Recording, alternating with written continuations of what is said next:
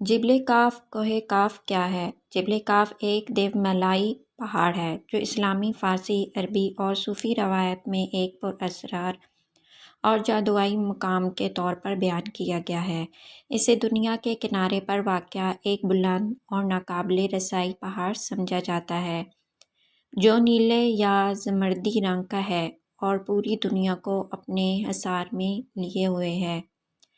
دیوملائی اور روحانی تذکرہ: قدیم عربی اور فارسی کہانیوں میں جبل کاف کو ایک ایسے پہاڑ کے طور پر بیان کیا گیا ہے جہاں دیو، جن، پریاں، ہر دیگر مافوق فطرت مخلوقات رہتی ہیں۔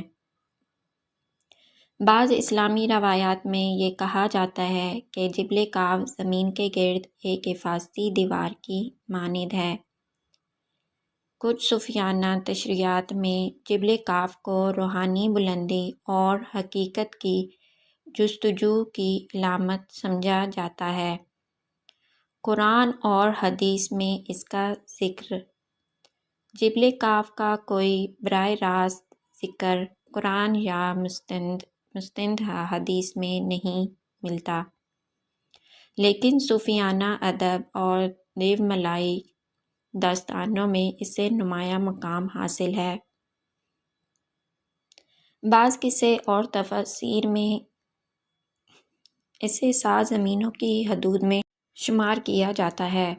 جغرافیائی تشریح: حقیقت میں جبل کاف کوئی حقیقی پہاڑ نہیں بلکہ ایک خیالی یا اساطیری تصویر ہے۔ کچھ مورخین اسے قفقاز کے پہاڑوں سے جوڑتے ہیں جو بحیرہ اسود اور بحیرہ کیسپیئن کے درمیان واقع ہیں۔ بعض لوگ اسے ہمالیہ، البرز یا دیگر بلند پہاڑوں سے بھی منسلک کرتے ہیں، لیکن اس کی کوئی سائنسی بنیاد نہیں ہے۔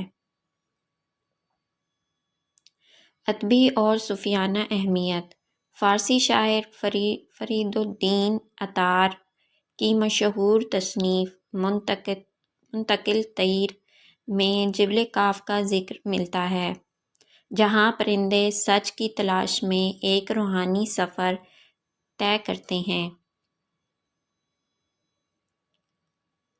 کئی قدیم داستانوں میں جبل کاف کو ایک ایسی جگہ کے طور پر پیش کیا گیا ہے جہاں عام انسان نہیں پہنچ سکتے اور یہ صرف ولیوں، جادوگروں یا مخصوص طاقت